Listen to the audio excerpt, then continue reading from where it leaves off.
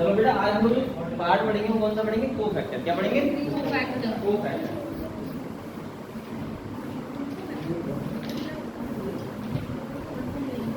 Cofactor पढ़ेंगे, ठीक है? तो आप लोग बेटा चलो कोफैक्टर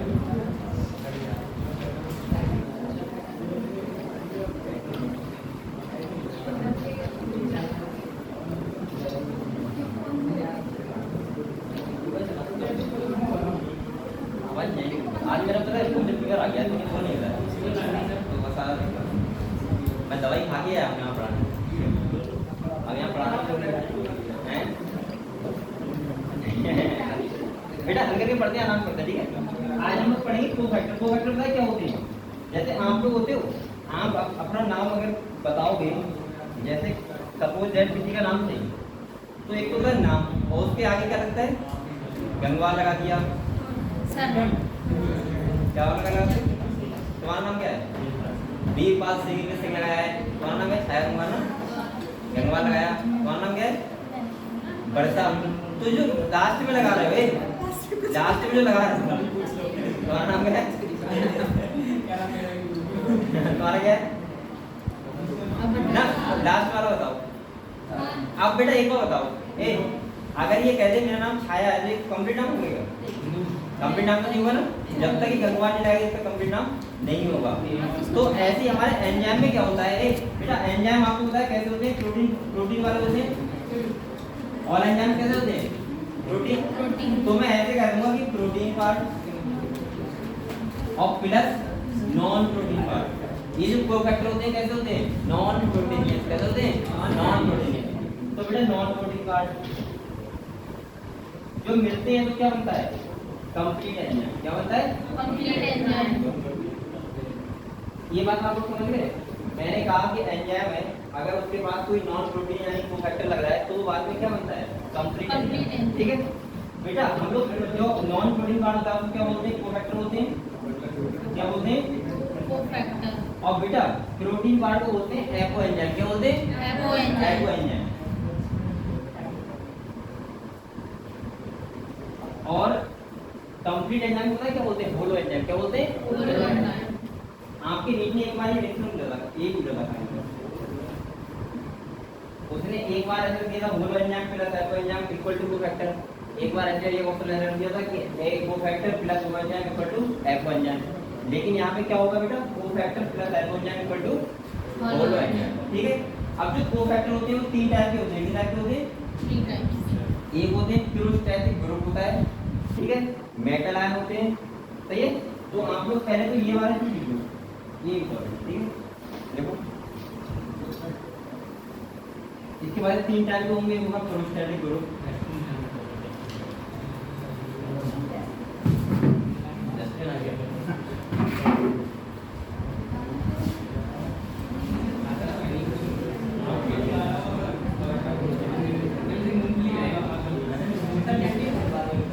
बेटा इसके बाद लिखना सेकंड होता है कोएंजाइम। और तीसरा क्या होता है बेटा? Metal ion. क्या होते हैं? Metal ion. इतना लिखो बेटा, इतना आगे लिख ले।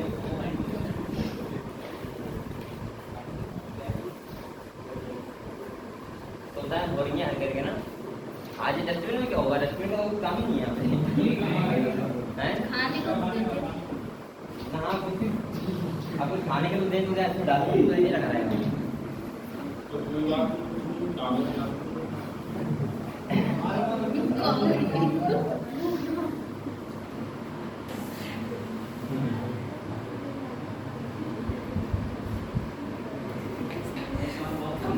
बेटा ये बताओ आपको कोई लिख लिया? अभी मैं देखो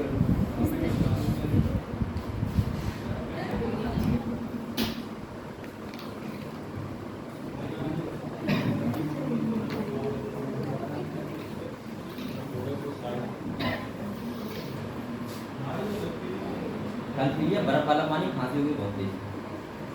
बर्फ वाला पानी पीने से थोड़ी ना खांसी होती है, ठंडा पानी पीने से। हाँ वही तो ना, इससे होती है ठंडा ठंडा पानी पानी पीने से भी नहीं ठंडा आप पानी वैसे पी रहे हो, एक पी रहे हो बर्फ डाल के तो उसमें डिफरेंस होता है। बर्फ वाला मजा देता है। हम तो बर्फ खा लेते हैं, तो मुझे काम ही नहीं होता है। आप कुछ की इम्यूनिटी पावर बहुत तेज होती है। अभी आपकी तो बचपन में पता है तो ये स्कूटी का बहुत तेज है। हाँ अब बर्फ गर्म होता है, ठंडा होता है, मुझे तो ठंडा लगता है, लेकिन ये बोल रहे हो कि ताज़ी बताइए अंदर से गर्म होता है।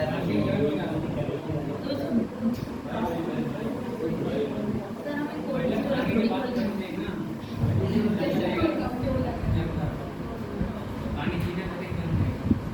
बर्फ पीने के बाद चलो बेटा इधर देखो। अब देखो बेटा, एक मैंने कहा कोफैक्टर क्या होते हैं, कोफैक्टर वो होते हैं जिसके बिना एंजाइम्स क्या होता है, अधूरा होता है। क्या होता है? अधूरा होता है। तो कोफैक्टर का मतलब होता है ये नॉन प्रोटीनिक होते हैं, यानी कि नॉन प्रोटीन पार्ट होता है। एंजाइम कौन सा पार्ट होता है बेटा? प्रोटीन पार्ट होता है। यहाँ से एंजाइम ले सकते हो। और बेटा अगर प्रोटीन पार्ट होता है और दोनों को मिला के क्या बनता है? Complete enzyme. क्या बनता है? तो मैंने कहा आपसे, आप लोग ये वाली रिएक्शन याद रखना, cofactor plus alpha enzyme equal to holoenzyme. ठीक है, यानी कि हम लोग प्रोटीन पार्ट को बोलते हैं एल्फा एंजाइम, कोफैक्टर को होते हैं और साथ में तब बनता है क्या? Holo enzyme. ठीक है, अब जो कोफैक्टर होते हैं बेटा वो 3 टाइप के होते हैं। कितने टाइप के होते हैं? एक होता है क्लोरोस्टैटिक ग्रुप, एक होता है कोएंजाइम और एक होता है मेटल आयन। ठीक है, अब देखो यहाँ पे क्लोरोस्टैटिक ग्रुप ये सब ऑर्गेनिक कंपाउंड होते हैं। क्या होते हैं? ऑर्गेनिक कंपाउंड होते हैं। एक बात समझो, यहाँ पे जो ये वाला होता है क्लोरोस्टैटिक ग्रुप, ये एंजाइम से टाइटली बॉन्ड होता है। कैसे होता है? Tightly bond. और जो ये होता है ये कैसे होता है? लूजिली बॉन्ड। कैसे होता है? लूजिली। और ये वाला होता है, ये दोनों होता है, सबस्ट्रेट से भी होता है और एंजाइम से भी होता है। तो मैं तीनों के बारे में आपको एक पॉइंट लिखवा दे रहा हूँ, ठीक है, जिससे हम क्लियर हो जाएगा। ठीक है, तो बेटा आप लोग ये एक तो बनाइए हमने, अब तीनों के बारे में एक पॉइंट लिखो पहले, फिर ये कब से जाएगा। देखो prosthetic group are, prosthetic group are, देखो prosthetic group are organic compounds,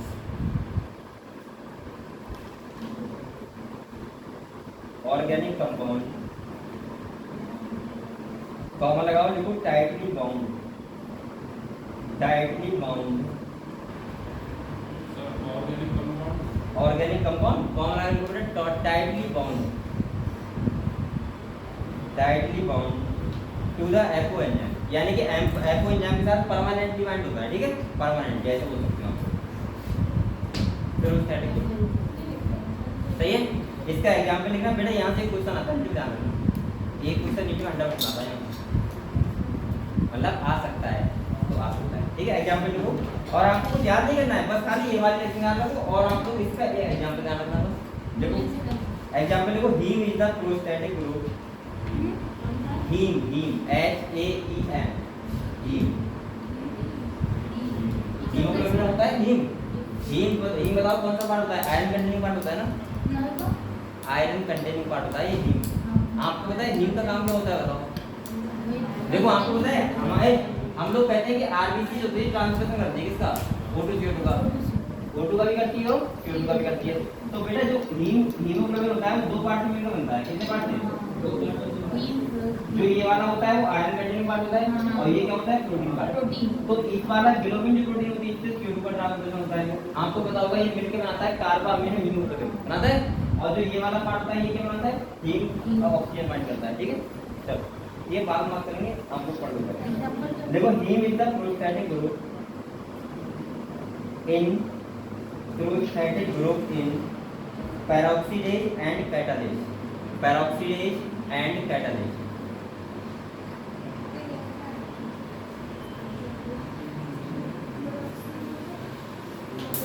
Heme is the chlorostatic group in peroxidase and catalase। peroxidase ये क्या है बेटा? एंजाइम है। ठीक है, अच्छा एक और बताओ, ये हीमोग्लोबिन जो पार्ट होता है इसका भी तो एक हीम क्या है? क्लोरोस्टैटिक ग्रुप है। क्या है? क्लोरोस्टैटिक ग्रुप। आप लोग अगर लिखो तो लिखो ब्रैकेट में हीमोग्लोबिन, ध्यान रहेगा।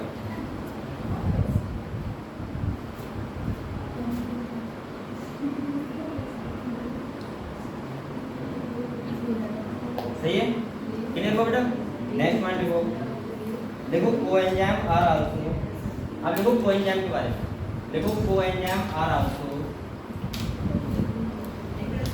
Coenzyme are also organic compound. ये भी क्या होते हैं बेटा? ऑर्गेनिक कंपाउंड होते हैं, लेकिन बस ये टाइटली बॉन्ड होता है, ये क्या होता है? टेम्परेरी तरीके से। सही है, तो देखो also organic compound, but usually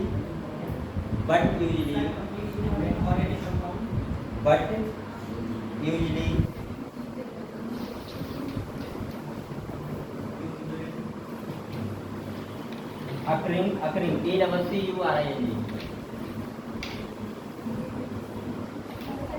during the course of catalysis. During the course of catalysis, यानी कि जब एंजाइम वर्क करता है तब ये क्या करता है, अटैच होता है। तो आप लोग ब्रैकेट में ये बात एक बात और लिखो, देखो loosely and temporary attach, loosely and temporary attach, loosely and temporary तरीके से, ठीक है तो कम loosely and temporary attach. Clear हुआ बेटा? इसका एग्जाम्पल लिखना, देखो एग्जाम्पल लिखो बेटा, देखो कोएंजाइम NAD, क्या लिखना है? NAD की फुल फॉर्म याद है आपने? बताओ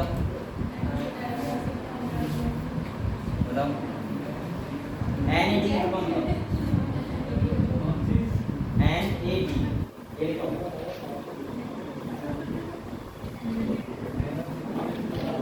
देखो तो ब्रैकेट में देखो ये निकोटिनामाइड, देखो nicotinamide adenine dinucleotide,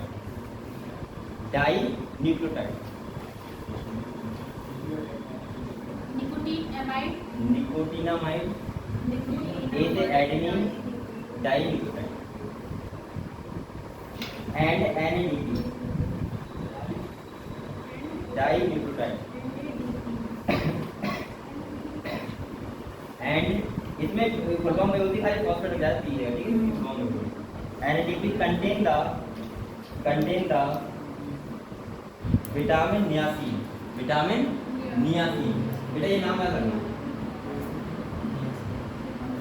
vitamin niacin. ये विटामिन कौन सा होता है? B3 बताया।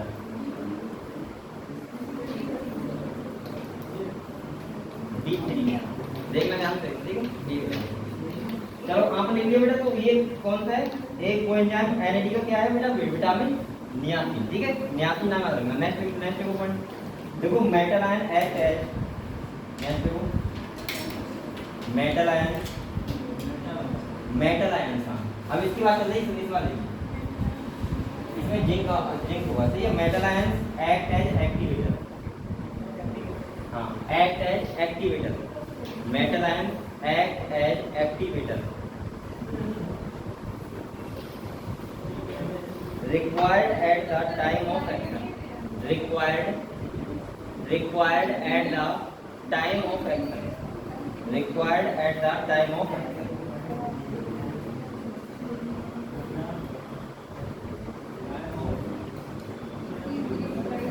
time of action,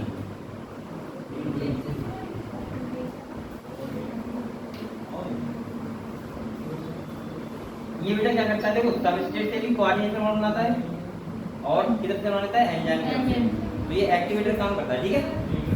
हाँ इधर देखो आप लोग ऐसे लिख सकते हो मेटल आयन, इधर भी बॉन्ड बना है किसी सबस्ट्रेट से, कितना देगा?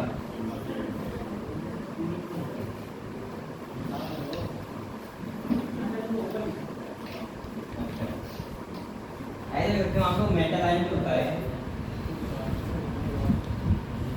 सबस्ट्रेट से बॉन्ड बनाता है, किससे बनाता है? और बेटा किससे बनाता है वो? एंजाइम से। और कौन सा बॉन्ड है? Coordination bond. कौन सा? Coordination bond. तो आप लोग कितना लिखोगे? ये भी बॉन्ड होता है क्या? हाँ होता है। आपका केमिकल बॉन्ड नहीं हुआ है ना?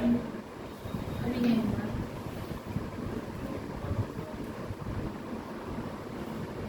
इसका एग्जांपल ये लिख के एग्जांपल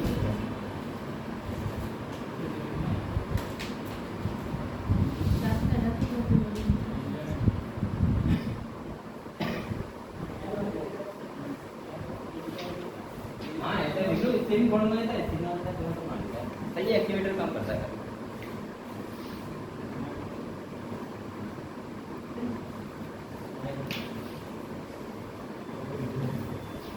बेटा इसका एग्जांपल लिखना है जिंक क्या लिखो एग्जांपल में zinc is a cofactor for the देखो zinc is the cofactor zinc से फेस लगा तो नहीं होगा zinc is the cofactor for the zinc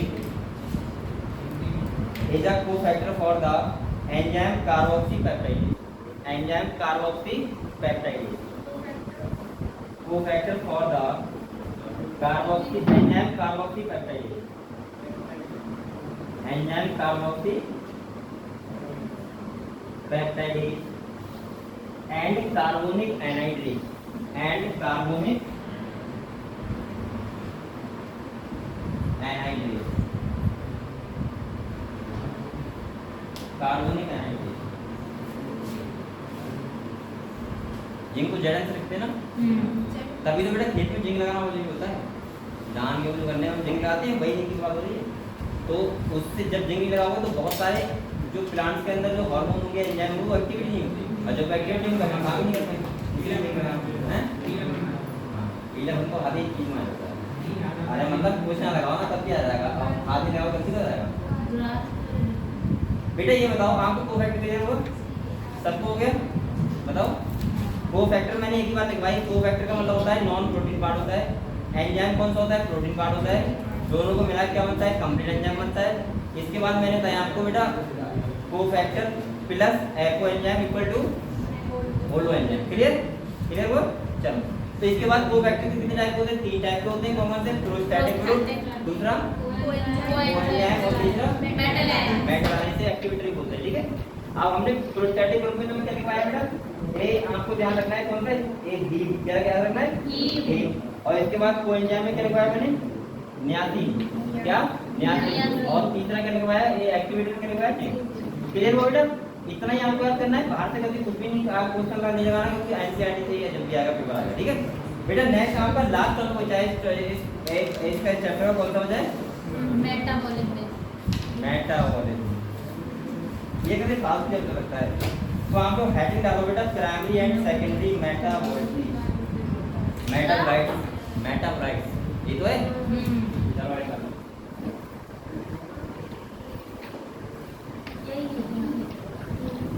primary and secondary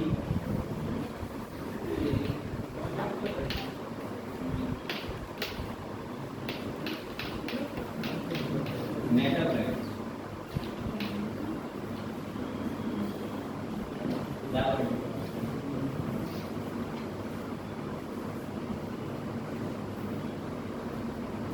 बेटा ये बताओ मेटाबॉलाइट्स किसे बोलते हैं बताओ देखो बायोमॉलिक्यूल्स होते हैं वो क्या करवाते हैं मेटाबॉलिज्म करवाते हैं किसी भी एनिमल हो गया या प्लांट हो गया कुछ भी हो गया लिविंग है सही है उन्हें क्या बोलते हैं मेटाबॉलाइट्स ठीक है तो यहाँ पे प्राइमरी और सेकेंडरी का मैं एक ही तरीका बता रहा हूँ याद रखने का आप लोग ऐसे ध्यान रखना जो प्राइमरी मेटाबॉलाइट्स होते हैं वो होते हैं जो बनाता है वही यूज कर लेता है वो सब किस में आते हैं प्राइमरी और सेकेंडरी का मतलब वो होता है वो चीजें जो बनाए तो जैसे प्लांट ने बनाया और यूज कौन करेगा हम लोग करेंगे तो ऐसे ध्यान रखना जो बनाए वो यूज करे वो क्या होगा प्राइमरी और जो बनाए कोई और यूज करे कोई वो कौन से होते हैं सेकेंडरी मेटाबॉलाइट ठीक है ये तो नॉर्मल तरीका हो गया लेकिन फिर भी हमें लिखना पड़ेगा क्या करें इसमें समझाने वाला कुछ नहीं है लिखने वाला है तो आप लोग हेड डालो हेड नहीं फर्स्ट में देखो बायोमॉलिक्यूल्स देखो बायोमॉलिक्यूल्स ये चैप्टर खत्म हो रहा है ठीक है अभी हो जाएगा थोड़ी देर अभी मैं स्टार्ट करूंगा नया चैप्टर ठीक है समझा तुम अच्छा बताओ डाइजेशन आपका हट गया है एनसीईआरटी से पढ़ाएं बताओ लेकिन जब नीट ने कोई अभी ऑफिशियली एक कोई वो नहीं दिया है 24 में पता चलेगा कि आपको कि नीट में नहीं आएगा वो ये ऐसा कर रहा हूँ मैं आपको समझा दूँ खाली डाइजेशन ऐसे ही 2 लेक्चर हो जाएगा सही है 2 लेक्चर हो जाएगा नाम लिखना अगर किसी बार पुरानी एनसीईआरटी से देख लेना खाली मैं यही समझा दूंगा और 2 लेक्चर खत्म कर देंगे ठीक है डाइजेशन एंड एब्जॉर्प्शन क्योंकि मुझे लग रहा है कि जब एनसीईआरटी से हट गया तो जहाँ तक तो मुझे लग रहा है 90% नीट में नहीं आएगा 90% लेकिन 10% अभी कोई क्लियर नहीं किया जाएगा सही है बेटा? चलो तो डाइजेशन आज स्टार्ट कर देंगे, ठीक है? बायोमॉलिक्यूल्स देखो biomolecules synthesized by the biomolecules synthesized by the metabolic reaction metabolic reaction metabolic reaction and called as metabolites.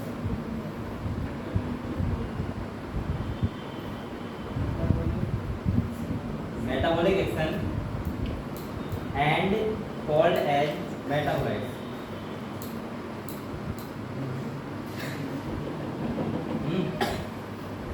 क्या हुआ? इसका नाम क्या है?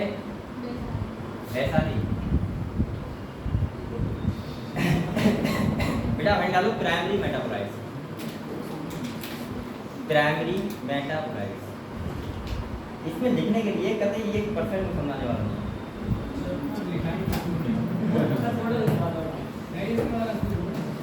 आप लोग ये बताओ, देखो मैं आपको तरीका बताऊं कहाँ से क्वेश्चन आएगा। कहते हैं क्लियर बता रहा हूँ कंफर्म। एक टेबल होगी, टेबल देखो सेकेंडरी मेटाबोलाइट्स में टेबल है एग्जाम्पल। बेटा देखो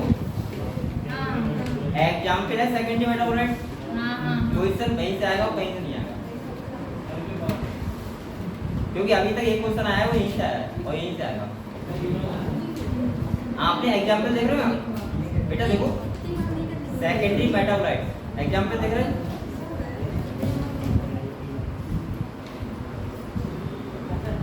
ये आप लोग ऐसा करो बेटा, एग्जाम्पल लिख लो वाली, इसके बाद फिर नहीं लिखेंगे, ठीक है दादा? आपने प्राइमरी मेटाबोलाइट हेड करा, इसका एग्जाम्पल लिखो।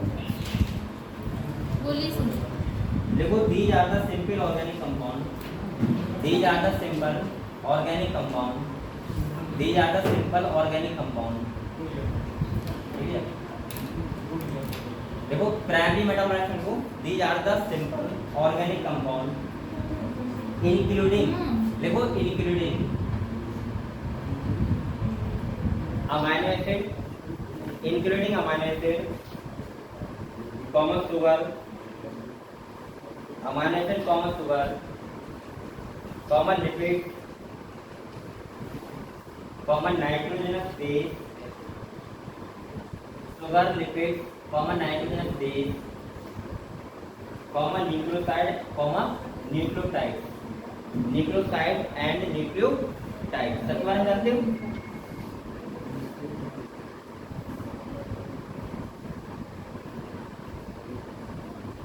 और बेटा एक बात ध्यान रखना, प्राइमरी मेटाबॉलिज्म जो यूज होते हैं वो कौन करता है? सोर्स ऑर्गेन, जिसने बनाया वही यूज कर लेता है। चाहे आप हिंदी में एक बार लिख लो, जो बनाया वही यूज कर लिया, ऐसे लिख लो, क्या दिक्कत है? आपको याद आएगा बेटा? वो स्टेटमेंट क्वेश्चन देगा, वो चेक बैठा होगा हमको, समझ रहे हो? और अभी नीट में बेटा स्टेटमेंट बहुत आ रहा है, ध्यान रखना, इसीलिए मैं स्टेटमेंट भी वाले लिखवा रहा हूँ। लिख लिया? जो बनाए वही यूज करें, यानी कि सोर्स ऑर्गेन में यूज कर लेता है। जैसे अमाइनो एसिड हो गया, हमारे तरफ में हम ही क्या कर लेते हैं, यूज कर लेते हैं। नेक्स्ट देखो नंबर सेकंड देखो सेकेंडरी मेटाबोलाइट्स।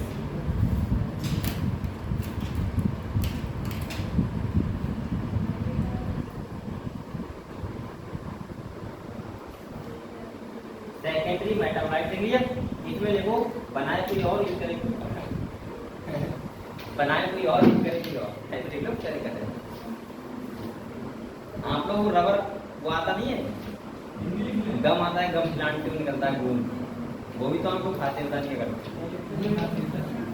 खाते नहीं होते किसे? वो गोंद निकलता है, अरे उसे खाते हैं तो बनाते हैं, गाँव बनाते हैं। चलो बेटा अब आप लोग हेडिंग डालो इसमें एग्जाम्पल ऑफ सेकेंडरी मेटाबोलाइट, और बेटा पूरी टेबल बना दो जो एनसीईआरटी में है, ठीक है? अपने आप बना दो एग्जाम्पल और टेबल बना दो जो एनसीईआरटी है। देखो पिगमेंट्स वगैरह है, जो pigments, alkaloids, terpenoids, essential oils, toxins, lectin, drugs और पॉलीमेरिक सब्सटेंस है। यहाँ से बेटा ये कुछ अंडा आएगा, यहाँ से भी ध्यान रखना, इसलिए बना लो एक बार, ठीक है सभी लोग?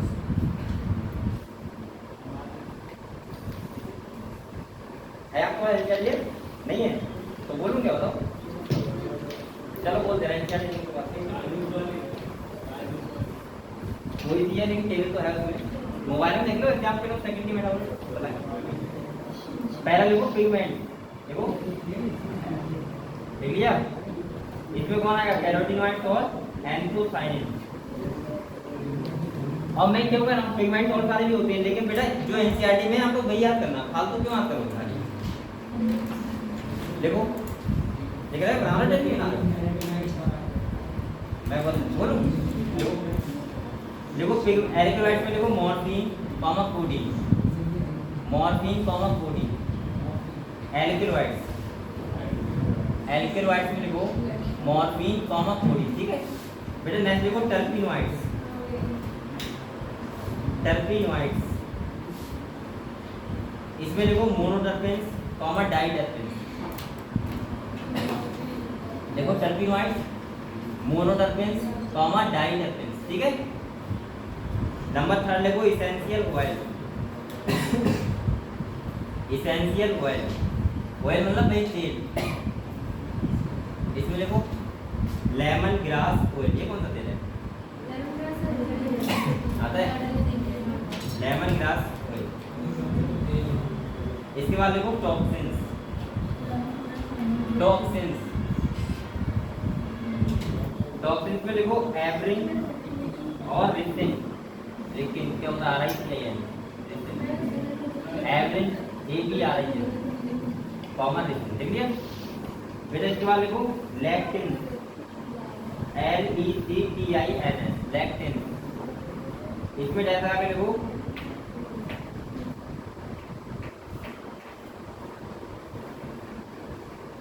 कौन कहना बैलिंग लिखा हुआ है, तो कौन कहना बैलिंग क्या लिखा हुआ है? कौन कहना बैलिंग ए CONCANA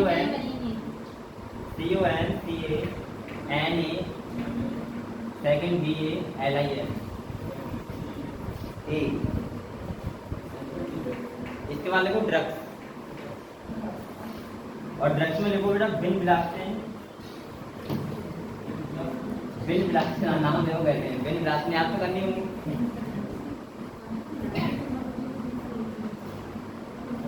vinblastine common constituent, common constituent CURCU।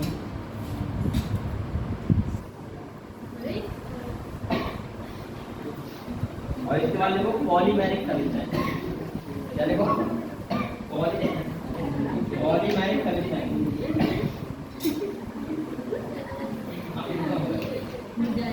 इसमें देखो जैसा देखो रबर गम कॉमन सेलुलोज,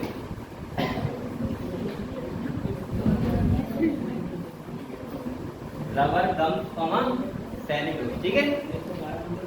देखिए देखिए सब लोगों ने बेटा ये आप लोग टेबल याद कर लो, बस यहीं से क्वेश्चन आएगा, इससे और कहीं से क्वेश्चन नहीं आएगा। देख लिया, देख लो, देख लिया। आप एक काम करना है, यही बात समझ चैप्टर तो हो गया आपका, खत्म हो गया।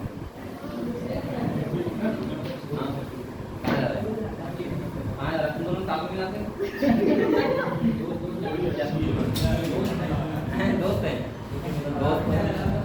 मैं कहूँ पानी जाए तब लोग साथ में जाना है, एक साथ में जाता है फालतू में। दोस्ती पहले जमाती थे, काफी बच्चे जमाती है बेटा। आपने एक बात सुनो मेरी, आप लोग बायो मॉलिक्यूल के क्या करना क्वेश्चन लगाना, और अगर आपको केमिस्ट्री वाले क्वेश्चन से डाउट हो तो वो आपका जब मैम करवाएंगे केमिस्ट्री वाली तब आपको कभी कंप्लीट हो जाएगा। अभी मैंने एक बायोलॉजी के रास्ते में पढ़ाया है जिसमें आपके नॉर्मल क्वेश्चन तो नहीं पढ़ेंगे, लगभग 50% क्वेश्चन, ठीक है। इतना क्लियर हुआ। हम लोग अब स्टार्ट करेंगे क्या, ह्यूमन क्या करेंगे। और बेटा ये ह्यूमन फिजियोलॉजी बहुत ज़्यादा इंपॉर्टेंट है, क्योंकि आप लोग डॉक्टर बनने जा रहे हैं ना, और डॉक्टर बनोगे तो आपको आना चाहिए ह्यूमन फिजियोलॉजी। डॉक्टर बनने जा रहे हैं,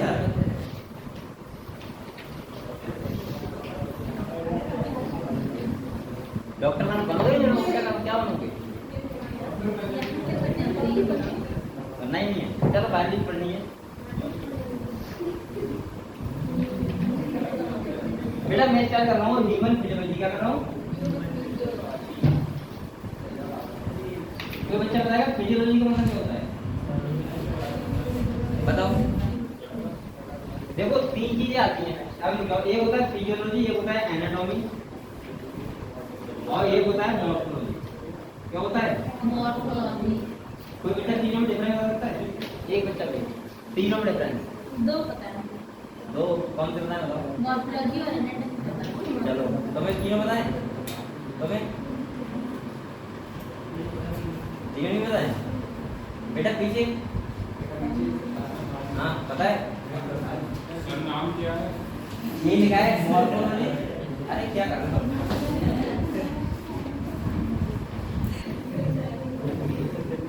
ये लिखा हुआ मॉर्फोलॉजी, ये लिखा हुआ एनाटॉमी, तो क्या लिखा हुआ है? फिजियोलॉजी। मैं तीनों डिफरेंस पूछ रहा हूँ आपसे। देखो एक बार बताओ, इसका मतलब क्या होता है मॉर्फोलॉजी का? मतलब बाहर, मतलब कोई भी बाहर की बारे में। देखो इसका मतलब होता है एक्सटर्नल स्ट्रक्चरल स्टडी। क्या होता है? External structural study. और इसका मतलब होता है internal structure study. Internal structural study. और इसका मतलब पता है क्या होता है फिजियोलॉजी का? Structural and functional study. क्या होता है? Structural and functional study. अब हम जो स्टडी करेंगे यहाँ फिजियोलॉजी में, वो मैं आपको ये बताऊंगा ऑर्गन कैसा होता है, और ये बताऊंगा वो काम कैसे करता है, उसका फंक्शन क्या होता है। ठीक है, तो अगर हमें स्ट्रक्चरल फंक्शनल स्टडी करनी है तो क्या करना पड़ेगा? फिजियोलॉजी। क्या पढ़ना पड़ेगा? फिजियोलॉजी। तो हम लोग स्टार्ट कर रहे हैं बेटा ह्यूमन फिजियोलॉजी। इसका मतलब इसमें 7 चैप्टर है आपके। कितने चैप्टर है? 7 चैप्टर है, और इसमें आपका पूरा ह्यूमन के बारे में क्लियर हो जाएगा। जैसे फर्स्ट चैप्टर कौन सा है? डाइजेशन है। सेकंड क्या है? ब्रीथिंग है। डाइजेशन हम लोग क्या पढ़ते हैं? जैसे तुम्हारा माउथ के बारे में पढ़ोगे, आप टीथ के बारे में पढ़ोगे, टंग के बारे में पढ़ोगे, एलिमेंट्री ग्लैंड के बारे में पढ़ोगे, स्टमक के बारे में पढ़ोगे, लीवर के बारे में पढ़ोगे, पैनक्रियास के बारे में, इंटेस्टाइन के बारे में। ठीक है, इसके बाद सेकंड चैप्टर कौन सा है तुम्हारा बेटा? ब्रीथिंग, जिसमें तुम लंग्स के बारे में पढ़ोगे। सही है। तीसरा चैप्टर कौन सा है? सर्कुलेशन, जिसमें तुम किसके बारे में पढ़ोगे? आर्टरी, वेन्स, हार्ट हो गया तुम्हारा, इन सब के बारे में पढ़ोगे। इसके बाद है लोकोमोशन एंड मूवमेंट, जिसमें तुम लोग बोन्स के बारे में पढ़ोगे, मसल्स के बारे में पढ़ोगे। ठीक है, इसके बाद तुम्हारा कौन सा है? फिर नर्वस सिस्टम है, जिसमें आप लोग न्यूरॉन्स के बारे में पढ़ोगे, सारा आईज वगैरह हो गई, आपके ईयर कान वगैरह हो गए, इनके बारे में पढ़ोगे। और इसके बाद तुम्हारा कौन सा? Endocrine system. कौन सा है? जिसमें हम लोग हार्मोन जो ग्लैंड सीक्रेट करती हैं उनके बारे में पढ़ेंगे। ठीक है, तो लगभग हम पूरी ह्यूमंस की स्टडी करनी है आपको, तो ये वाली ह्यूमन फिजियोलॉजी बहुत अच्छे से पढ़नी पड़ेगी। ठीक है, तो जो तुम्हारा फर्स्ट चैप्टर है बेटा वो है डाइजेशन एंड एब्जॉर्प्शन। क्या ये चैप्टर नहीं है? नहीं बेटा, ये चैप्टर कौन सा है? Digestion and absorption. बेटा डाइजेशन का मतलब क्या होता है? Digestion system. डाइजेशन का मतलब डाइजेशन सिस्टम होता है नहीं सर, पाचन क्रिया। डाइजेशन की हिंदी पाचन ही होती है, मुझे पता है। चलो भैया बेटा हम सीधा, डाइजेशन का मतलब होता है जो हम फूड खाते हैं वो कैसा फूड होता है? कॉम्प्लेक्स। कैसा होता है? कॉम्प्लेक्स फूड होता है। उसको हमारी जो इंटेस्टाइन म्यूकोसा एपिथेलियम होती है, या हमारे हम बोल सकते हैं कि हमारी सेल होती है, उसको एब्जॉर्ब नहीं कर पाती। क्या नहीं कर पाती? तो कॉम्प्लेक्स फूड को सिंपल फॉर्म में कन्वर्ट करना। क्या करना? कॉम्प्लेक्स फूड को सिंपल फॉर्म में कन्वर्ट करना क्या कहलाता है? डाइजेशन। और जो किसके द्वारा होता है? बहुत सारे एंजाइम्स के द्वारा। होता है बहुत सारे एंजाइम। तो मैं ऐसे बोलूंगा डाइजेशन का मतलब बेटा होता है कॉम्प्लेक्स फूड का सिंपल फॉर्म में कन्वर्ट होना। क्या कहलाता है? डाइजेशन। और जो किसके द्वारा होता है बेटा? एंजाइम। सही है, एक बात है मतलब बेटा समझ लो, और आपको लिखना है तो लिखते भी रहना साथ में। सही है, तो कॉम्प्लेक्स फूड का किसमें सिंपल फॉर्म में कन्वर्ट होना क्या कहलाता है? डाइजेशन। और ये जो होता है तो बोलते हैं डाइजेस्टिव सिस्टम। हमारी बॉडी क्या होता है? पूरा डाइजेस्टिव सिस्टम होता है। क्या होता है बेटा? Digestive system. डाइजेस्टिव सिस्टम में तुम्हारा जो अगर हम बात करें तो देखो डाइजेस्टिव सिस्टम में 2 पार्ट आते हैं। कितने पार्ट आते हैं? 2 पार्ट। एक होता है एलिमेंट्री कैनाल। क्या होती है बेटा? Alimentary canal. और एक तुम्हारा होता है डाइजेस्टिव ग्लैंड। क्या होती है? अब देखो एलिमेंट्री कैनाल का मतलब क्या होता है? जहां जहां तुम्हारा खाना जाएगा, तुमने माउथ में खाना लिया, इसके बाद जहां जहां घूमेगा वो पूरी क्या होती है?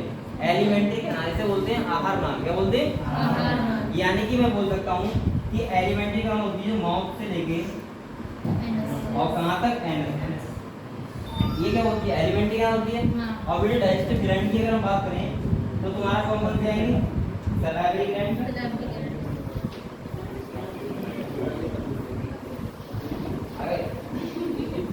Salivary gland. दूसरा कौन सी होती है बेटा बताओ? लीवर। और तीसरा क्या होता है? पैनक्रियास। ये तुम्हारी क्या होती है?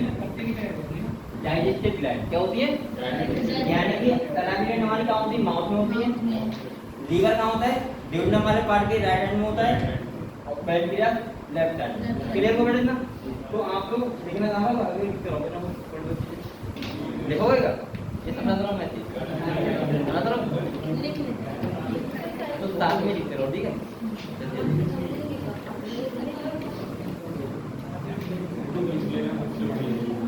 हाँ, फोटो खींच करो तो बाद में कभी तुम्हारा मेमोरी कम हो जाए सब फोटो डिलीट कर देना है। लिखते हो कर जाके कॉपी किया तुम्हारे पास?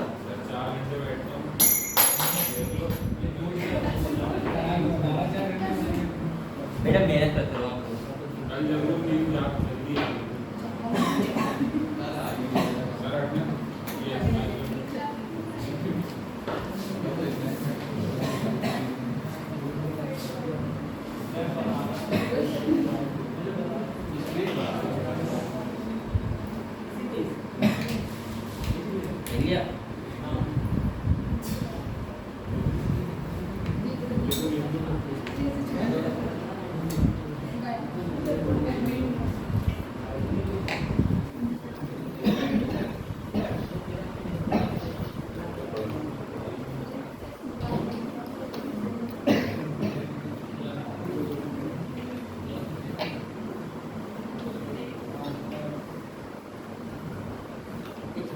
फोटो लेते हो मैं देखिए आप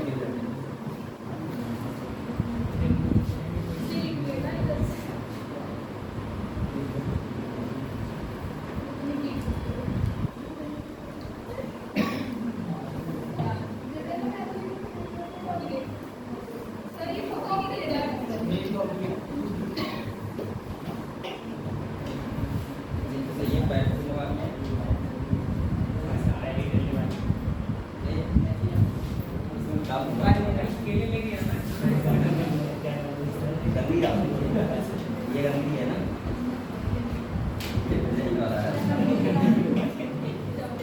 ये है इसको बाहर कर दिया बेटे। लिख लिया हम लोगों ने? लिख लिया?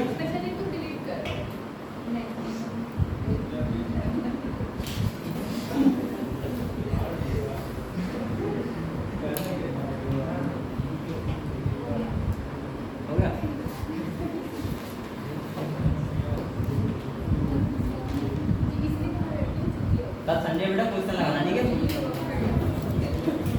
कल संडे है ना, आज रात में बैठ जाना, क्वेश्चन लगाना पूरा। नहीं कल छुट्टी है।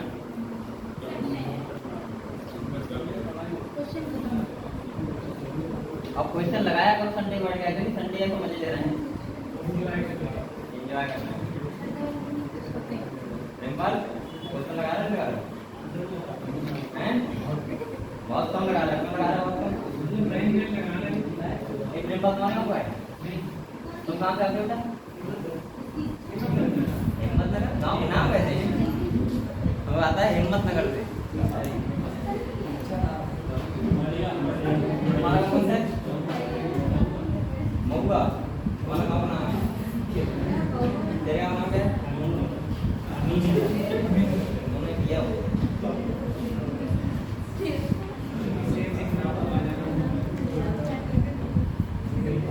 लिख लिया?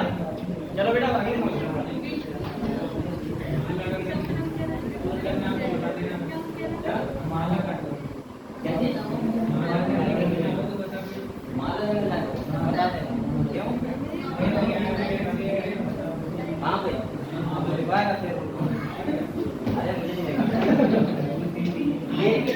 ये पता है कभी भी जो शौक होते हैं वो और बर्बाद कर लेते हैं। आपको पता होगा वो अभी टाइटनिंग जहाज में 5 लोग टाइटैनिक जहाज देखने गए थे, पंडो भी मर गई थी, पंडो हुई थी वहाँ पे, तो 5 लोग मर गए। अच्छे खासे शौक करना है तो ताजमहल देख लेता है, क्या दिक्कत है? टाइटैनिक देख लेता जाके।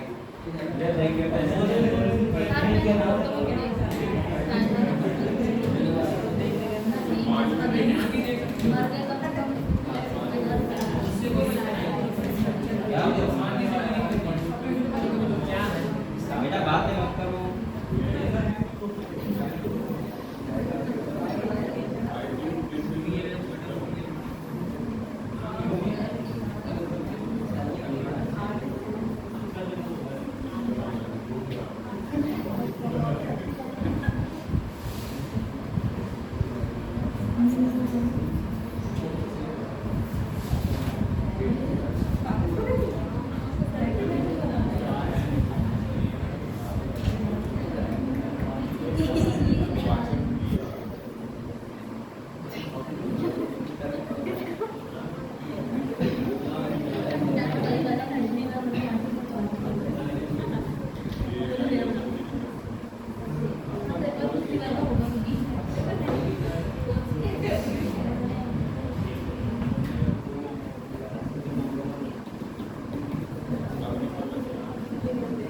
चलो बेटा थोड़ा सा मैं लेबलिंग करके आपको दिखा रहा हूँ, ठीक है? क्या क्या होता है, ठीक है? डाइजेस्टिव सिस्टम, ये तुम्हारा क्या है? डाइजेस्टिव सिस्टम है, क्या है?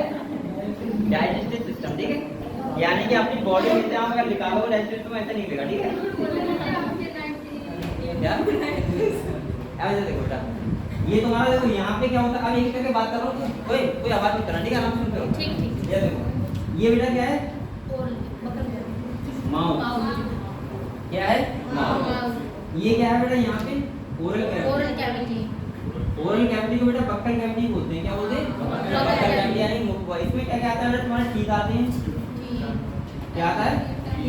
और टंग। इतना क्लियर हुआ? इतना क्लियर हुआ? और बक्कल कैविटी में होती है 3 पेयर सलाइवरी ग्लैंड, क्या होती है? Salivary gland. क्या होती है?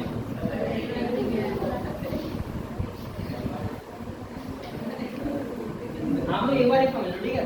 तो बात है मतलब इसके बाद पता है ये बक्कल कैविटी हुई, इसके बाद ये वाला स्ट्रक्चर में ये होता है, इसे बोलते हैं फायरिंग। क्या बोलते हैं? फायरिंग। फायरिंग वो इसका होता है जहाँ से हम सांस ले रहे हैं वो भी यहाँ आ रही है और खाना भी आ रहा है, यानी कि कॉमन पैसेज होता है पूरे इंडिया का, जैसे क्या बोलते हैं? फायरिंग। क्या बोलते हैं?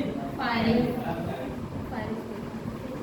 इसके बाद देखो जो ये होती है यहाँ से निकली हुई, ये यहाँ तक जाती है, उसे बोलते हैं बेटा ईसोफेगस। क्या बोलते हैं? ईसोफेगस का मतलब होता है ग्रास नली, आहार नाल। ईसोफेगस हो गया। अब ईसोफेगस के बाद यहाँ पे हमारा देखो, यहाँ पे क्या होता है? स्टमक। क्या होता है? स्टमक। खाना हमारा 4 से 5 घंटे रहता है। अब तुम क्या लगता है? ये स्टमक, ये तो इंटेस्टाइन है बेटा, यहाँ पे होता है जहाँ तुम्हारा स्टमक खत्म होता है, स्टमक में बोनस सामने वाली ये खत्म होती है, वहाँ से क्या स्टार्ट होता है? स्टमक। बेटा ये क्या होता है? स्टमक। स्टमक ध्यान समझना, ठीक है? ये तुम्हारा स्टमक हो गया। इसके बाद बेटा यहाँ पे एक बॉल लगा होता है, क्या लगा होता है? बॉल। अच्छा कोई बच्चा नहीं, बॉल में यहाँ पे लगा होता है स्पिंचर। अच्छा कोई बच्चा बताएगा स्पिंचर और बॉल में क्या डिफरेंस होता है? आपने बॉल का नाम सुना है? कहाँ होती है बताओ बॉल? हार्ट में होते हैं, सही कह रहे हैं, हार्ट में होते हैं। और स्पिंचर भी यहाँ पे लगा होता है, स्पिंचर से बोलते हैं कार्डियल स्पिंचर। क्या बोलते हैं? देखो स्पिंचर और बाल में डिफरेंस होता है, बॉल कभी बैक्टो नहीं होने देता, लेकिन स्पिंचर टाइम आने में बैक्टो हो सकता है। आपने देखा बच्चा होता है, बच्चा छोटा, उसको दूध पिलाते हैं, तो उसका दूध यहाँ से जाने के बाद डायरेक्ट कहाँ जाता है? स्टमक में जाता है। स्टमक में जाने के बाद जैसे थोड़ा सा उल्टा होगा तो पूरा दूध बाहर कर देता है, क्योंकि उसका स्पिंचर जो होता है वो वेल डेवलप नहीं होता उससे। ऐसा नहीं होता? ऐसा नहीं होता? वेल डेवलप नहीं होता, यानी कि इसका मतलब ये हुआ कि इसे जब इसका वेल डेवलप होता है तो आराम से बच्चा फिर दूध पीने लगता है, ठीक है? इसके बाद ये स्टमक हो गया। स्टमक के 3 पार्ट होते हैं। कितने पार्ट होते हैं? 3 पार्ट। ये होता है बेटा कार्डियक, ये होता है फंडस, ये होता है पाइलोरिक। क्या होता है? कार्डियक, फंडस और पाइलोरिक। मैं याद कर रहा हूँ, कार्डियक, फंडस और पाइलोरिक। और बेटा यहाँ पे एक स्पिंचर लगा होता है, इसका नाम क्या होता है? मैं तुमसे कह रहा था मैं ह्यूमन बायोलॉजी में डॉक्टर ना, तुम आपको पता होगा, अब मैं यहाँ पे किताब में देखता किताब में कितना है कितना नहीं है, मुझे इतना अच्छा लग रहा है बता बेटा। आपको इसके बाद क्या होगा, प्राइमरी डिफरेंशियल, क्योंकि आपको हीमोफिलिया पढ़ना है डॉक्टर बनने के बाद। अब देखो इतना इतना क्लियर हो यहाँ तक। अब हमारी यहाँ से स्टार्ट होती है स्मॉल इंटेस्टाइन, कौन सी स्मॉल। तो जो ये वाली है, ये वाली ये यहाँ तक क्या है, स्मॉल इंटेस्टाइन क्या है। तो स्मॉल इंटेस्टाइन में 3 पार्ट होते हैं, कितने पार्ट होते हैं, 3 पार्ट। एक होता है ड्यूडेनम, दूसरा होता है जेजुनम और तीसरा इलियम। तो जो ये वाला फर्स्ट वाला पार्ट होता है वो बेटा कौन सा होता है, ड्यूडेनम। कौन सा होता है, ड्यूडेनम। इसके बाद जो ये वाला होता है ये होता है जेजुनम। और बेटा ये वाला जो होता है लास्ट वाला वो कौन सा होता है, इलियम। और ये तीनों क्या है, स्मॉल इंटेस्टाइन। क्या है बेटा, स्मॉल इंटेस्टाइन का मतलब छोटी आंत, ठीक है। अब यहाँ पे एक बॉल लगा होता है, बॉल यहाँ बॉल लगा हुआ है, ऐसे बोलते हैं इलियोसिकल बॉल। क्या होते हैं, इलियोसिकल बॉल। यहाँ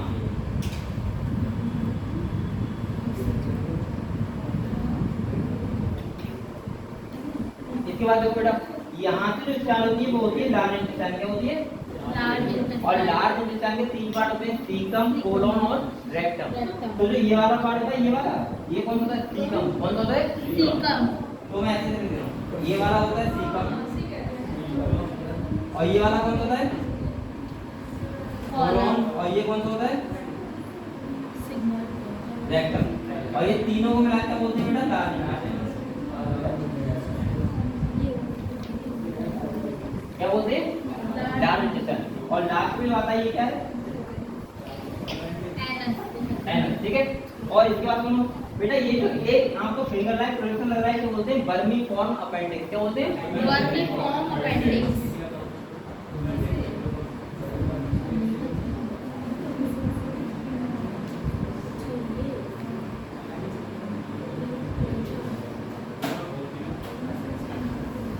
ये तो बेटा आपकी हो गई इंटेस्टाइन एलिमेंट का, ठीक है। इसके बाद जो ये वाला होता है ये क्या होता है, लीवर।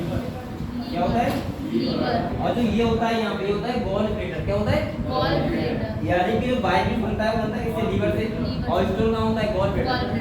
तो ये क्या होता है, गॉल ब्लैडर। और ये क्या है बेटा, पैनक्रियास। क्या है, ये तुम्हारा डाइजेस्टिव सिस्टम होता है। इतने पार्ट होते हैं, सही है। ये सारे पार्ट आप क्लियर हुए। ये आपका स्टार्टिंग से लास्ट तक होता है। तो आप लोग एक बार ये बनाओ और लिखो। इसमें बना एक बार अपने आप से ट्राई कर लिया करो, कौन सा लिखा हुआ है, बेटा बनाओ क्या, मेरे पास नहीं है। बना लिया सर ने इसे भी लिख लिया एक्स्ट्रा। अब देखो बेटा ये बताओ इतना क्लियर हुआ। अब किसी बच्चे को कुछ बनाना है, लिखना है तो बिल्कुल कोई बच्चा अगर लिखना ना हो, आपको ऐसा करो ना, कोई नया पार्ट मिला है वो लिख लो और किताब में। सर इसमें लिख लिया। हां लिख दिया।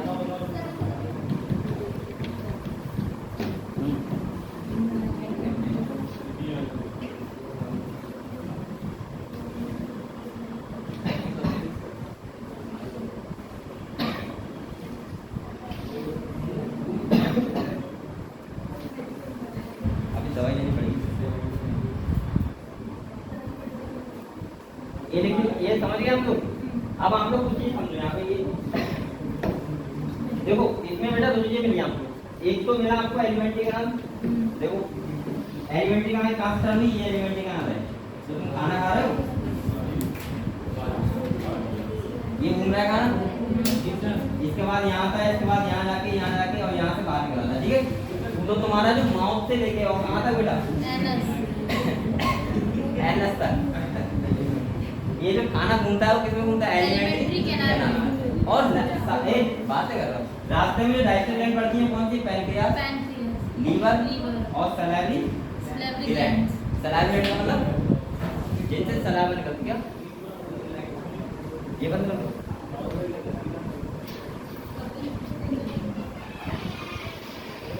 बंद करके पढ़ते हुए लगता है ये भी नहीं आपको करना होगा, पता नहीं क्या बंद करके करना है, डाउन करना है। ये देखो बेटा ये क्लियर हुआ आपको, देता हूँ। चलो मैं थोड़ा पार्ट उठा के आपको कुछ और समझाता हूँ। देखो अगर हम बात करें बेटा तुम्हारा डाइजेस्टिव सिस्टम की, तो आपने क्या देखा? देखो एक तो आपने देखी एलिमेंट्री, नाम क्या देखी बेटा? एलिमेंट्री के नाम एलिमेंट्री का स्टार्ट करता है, ठीक है। सबसे पहले क्या होता है बताओ? माउथ। इसके बाद क्या आता है? टीथ। एलिमेंट्री का नाम पार्टिकल होता है, इन्वॉल्व होते हैं। इसके बाद क्या होता है बेटा? फायरिंग। इसके बाद क्या होता है? ऑसिफिगस। ईसोफेगस क्या होता है? ईसोफेगस। इसके बाद क्या होता है? स्टमक होता है। इसके बाद क्या होता है? वो एलिमेंट्री का नाम पढ़ना है।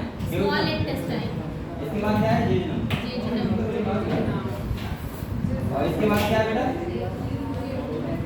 इलियम। इलियम, ठीक है। इसके बाद क्या है?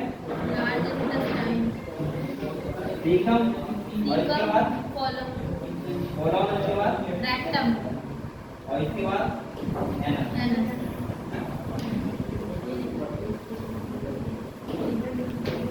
सही है। ये वाली तुम्हारी क्या हो गई बेटा? एलिमेंट्री। Small intestine. अच्छा ये स्मॉल इंटेस्टाइन बोलते हैं पता क्यों? क्योंकि इसकी डायमीटर कम होती है, क्या होती है? डायमीटर कम होती है। तो ये तुम्हारे हो गई स्मॉल इंटेस्टाइन। और वो वाली क्या होगी? Large intestine.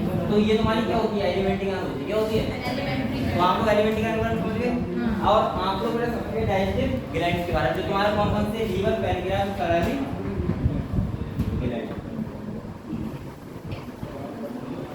सैलाइनरी ग्लैंड पहला, दूसरा लीवर हो गया, और तीसरा क्या हो गया?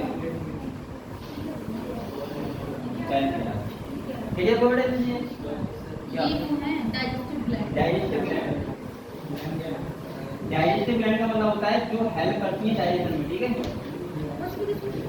जो एंजाइम का क्रिएशन करती है, ठीक है। अगर निकला नाम लिख लीजिए आप लोग निकल नहीं सकते और प्यारा लगा है।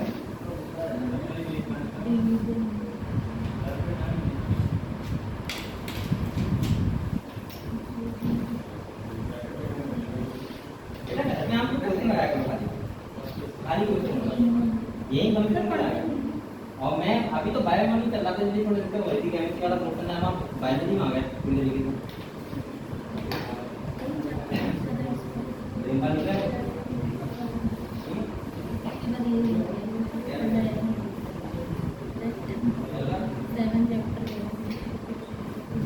और ये क्या है?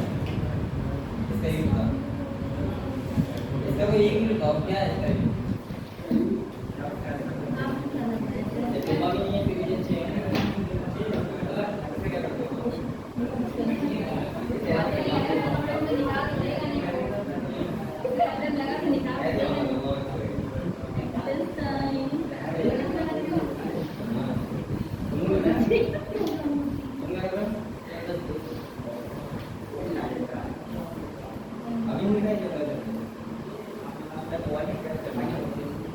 बेटा आपको लिख दिया है तो आपको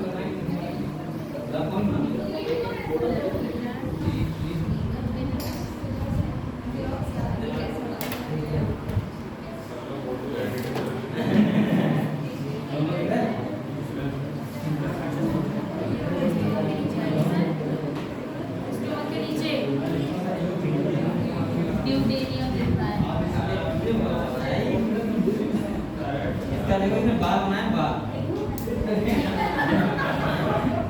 ये कह रहा है बाल जोड़ रहा हूँ नाचने लगा है। चलो ठीक है बेटा, मेहनत करते हो बेटा। ये लिख दिया तुमने?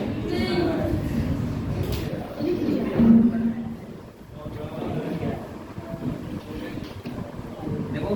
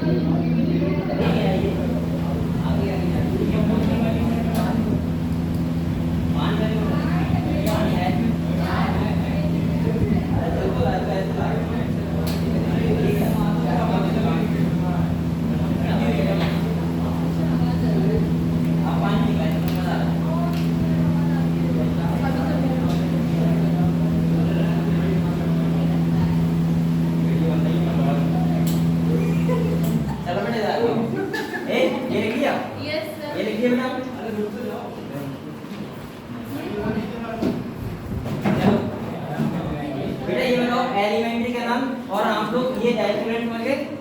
क्लियर हो बेटा आपको? देख रहे हो आपने देखा?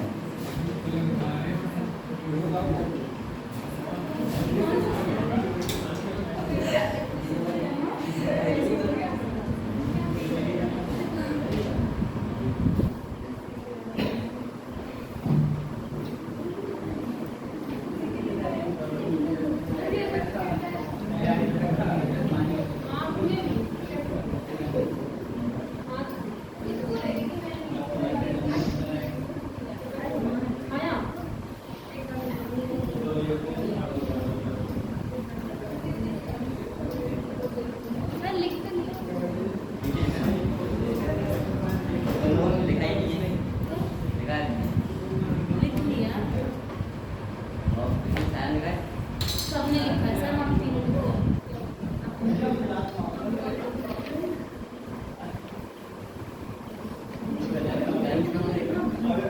सर कितना ऊपर के लिखवाया है देखो। और क्या करता कभी तुम करे पता नहीं होने नहीं हो गायब होने हाँ नहीं हो रही सर, पता है शायद हम याद नहीं कर पाए। स्ट्रक्चर वाले ना अभी और याद करना। एक दो बार और पढ़ेगी बेटा ले लिया ये मिटा दूं मिटा दूं।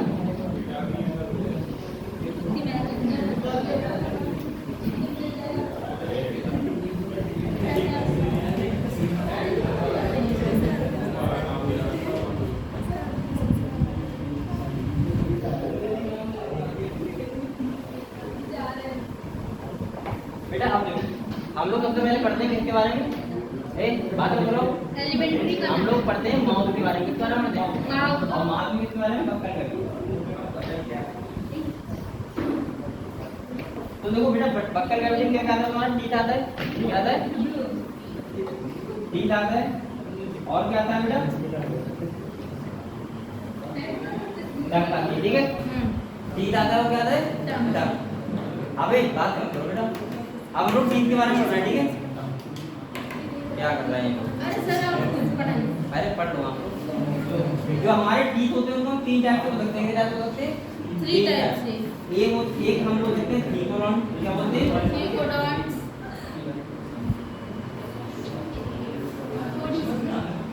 एक बोलते हैं बेटा डाइफाइडॉन, क्या बोलते हैं? डाइकोडॉन्ट्स।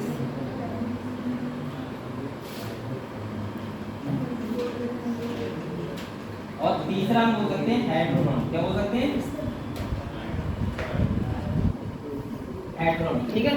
हम लोग अपने टीथ को थीकोडॉन क्यों बोलते हैं? डाइफाइड टीथ मतलब दांतों को डाइफाइडॉन क्यों बोलते हैं? और हेटेरोडॉन क्यों बोलते हैं? देखो ये थीकोडॉन इसलिए बोलते हैं क्योंकि जो जबड़े में तकलीफ होते हैं, क्या होते हैं? जबड़े में तकलीफ, इसलिए हम बोल सकते हैं इनवैलिड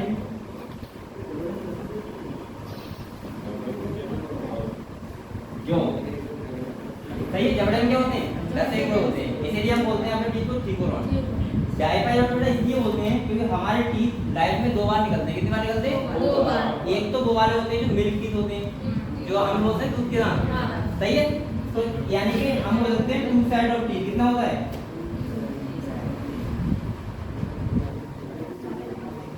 2 साइड ऑफ टीथ का मतलब होता है एक होते हैं परमानेंट टीथ और एक होते हैं बेटा मिल्क टीथ। कौन से होते हैं? यानी कि मैं तो बोल सकता हूँ कि एक टाइप के होते हैं मिल्क टीथ और इनको दूसरा नाम होता है क्या बोलते हैं? Deciduous teeth. क्या बोलते हैं? Deciduous teeth.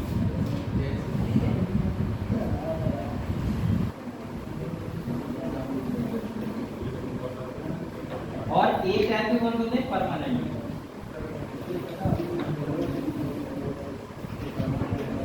यानी कि ह्यूमन की लाइफ में हमेशा 2 बार टीथ निकलते हैं। एक होते हैं कौन से? मिल्क टीथ और एक कौन से होते हैं? Permanent teeth. मिल्क टीथ को हम लोग बोलते हैं डेसिडुअस टीथ।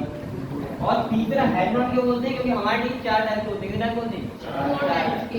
पहला होता है बेटा 4 टाइप के होते हैं। पहला होता है इंटीरियर, दूसरा कैनाइन, प्रीमोलर और मोलर। मोलर, ठीक है? इंटीरियर को हम लोग शो करते हैं किससे? आई से, कैनाइन को सी से, पीएम से और एम से। ये समझ गए इतना? इतना क्लियर होगा टीथ के बारे में? हाँ। आप देखो बेटा एक चीज और समझो, अब मैं एक टीथ का फॉर्मूला आता है, क्या आता है? टीथ का 21 23 तब ये बात करो, पहले आप लोग ये देख लो, चलो मिटा दो, कोई लिख रहा है बच्चा? हाँ देखो डायरेक्ट जाएगी एम्बेडेड इन जॉब। अब इन जॉब को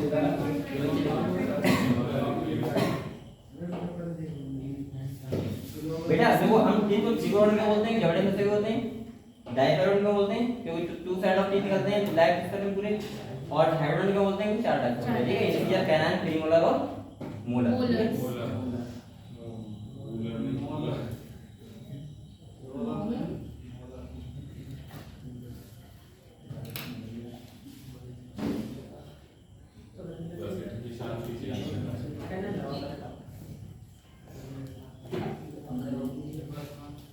अरे तो बोलना पड़ेगा, बोल दूं? बोल दो सर।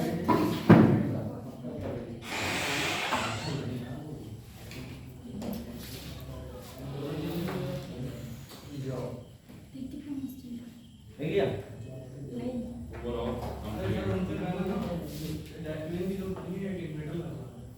इन्वर्टर चलो आपको कोई आए तो तुम लोग पूछ दिया करो ना, यहाँ पे कोई आए तो ये कहते ना कि सर ये इन्वर्टर यहाँ पे लगवा दो।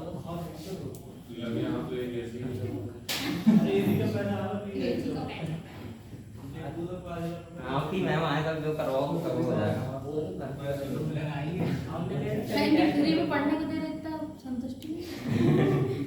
अरे ऐसा बंदा लोग कहते हैं कैसे तो जितने बच्चे पास हो माइनस तो नहीं है।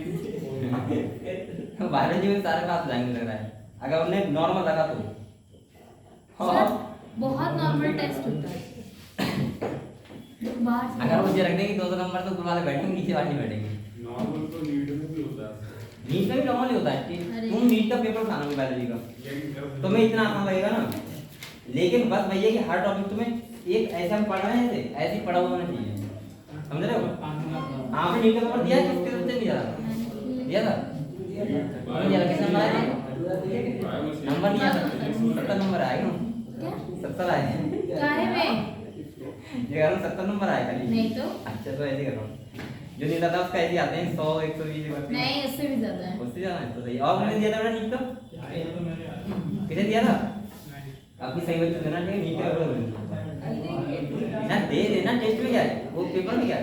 ह्यूमन फिजियोलॉजी कंप्लीट नहीं हुई। पेपर दे देना, हो सकता है तुम्हारा अरे तुक्का लगा के देखना जल्दी जॉब करके कृपा हो जाए थोड़ी सी, बालाजी कृपा करते हैं। सर माइनस मार्किंग होती है, भूल गए। ऐसे निकालेंगे। बेटा जाना ए चलो ये प्रैक्टिस कर पड़ेगा करेंगे। हाँ सर मुझे लगा